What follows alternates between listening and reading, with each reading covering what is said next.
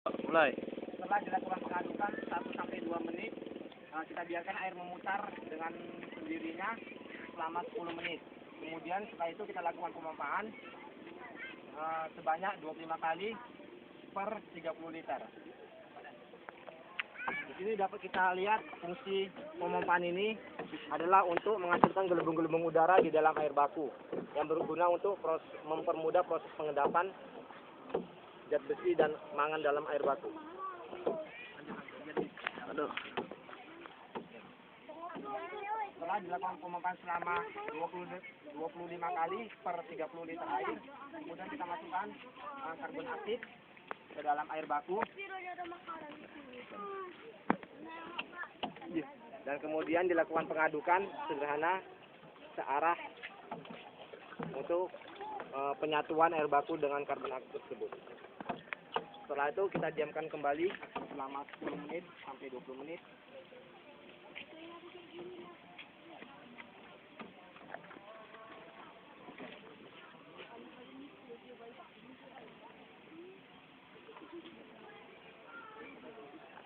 Setelah selesai pemasukan dari karbon aktif ini, kita akan melakukan pembuangan air endapan. Di mana kerannya adalah keran yang paling bawah, keran pertama.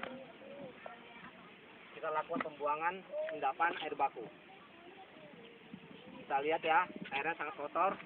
Ini adalah endapan-endapannya. Di mana alirannya ini tidak selancar seperti air biasa karena dia berupa endapan yang kotor.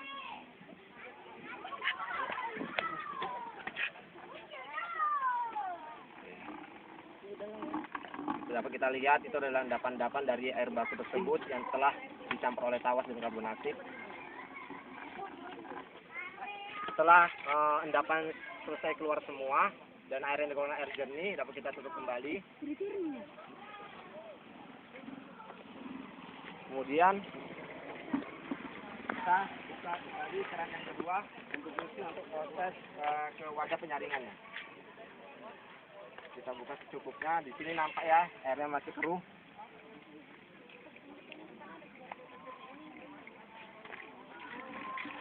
Enggaknya itu kita masuk, cuman yang ada. Untuk penjelasan kemudian akan disampaikan oleh saudara Fendi.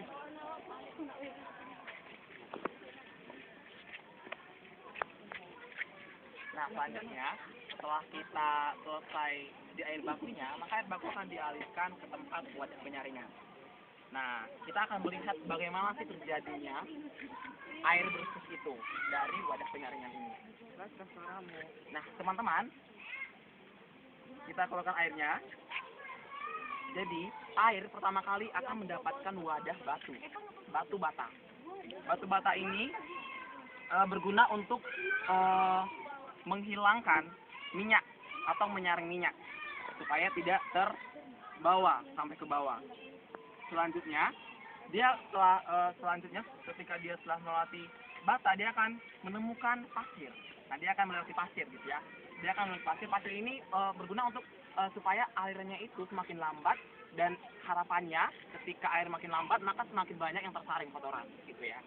Nah, setelah pasir kita akan menemukan dia akan mengaliri arang busa ya. Busa ini berguna untuk supaya partikel-partikel yang mungkin besar gitu bisa tersaring di sana. Nah, selanjutnya akan berlanjut ke arang. Nah, arang ini berguna untuk supaya air tidak berbau, menghilangkan bau, dan warna menjadi lebih jernih gitu, untuk mengubah warna dan menghilangkan bau kalau arang. Nah, selanjutnya air akan mengalir ke ijuk. Nah, ijuk ini berguna untuk supaya dalam penyaringan juga, supaya mungkin ada partikel-partikel yang mungkin tersaring kembali dan tidak terbawa sampai ke bawah. Selanjutnya, setelah diijuk akan diteruskan, air akan terus mengalir ke yang namanya ini. Ini namanya pasir zeolit. Pasir zeolit ini, nah di sini akan terjadi yang namanya penyerapan zat beracun di pasir zeolit ini. Nah, harapannya setelah di proses ini nggak ada lagi dalam air itu zat beracun gitu. Nah, dan akhirnya dia akan berakhir di penyaringan asin namanya busa. Busa ini untuk supaya ini diharapannya menyaring seluruhnya, akhirnya dikeluarkan air yang bersih. Nah, kita bisa melihat airnya akan dihasilkan. Nah,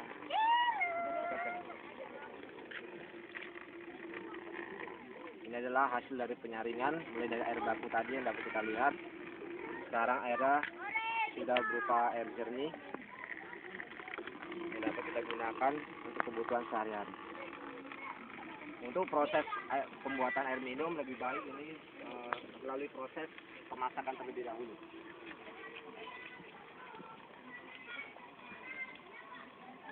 Demikianlah penjelasan kami mengenai teknik pengolahan air sederhana ini. Semoga bermanfaat untuk Bapak dan Ibu sekalian untuk proses pengolahan air baku menjadi air bersih untuk kebutuhan sehari-hari. Sekian dari kami, terima kasih.